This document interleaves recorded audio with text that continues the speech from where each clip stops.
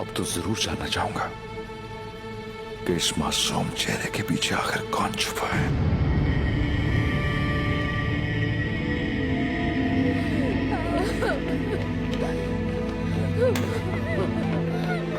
हटो आगे से, रास्ता दो, रास्ता छोड़ो, हटो पीछे, हटो, समझ नहीं आता क्या?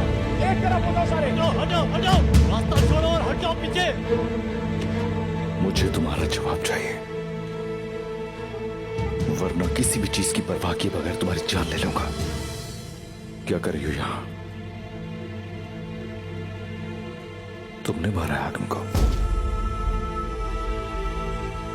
क्या कह रहे हो? मैंने कुछ नहीं किया। एक तुर्क होने के नाते आखिर क्या काम है तुम्हारे यहाँ?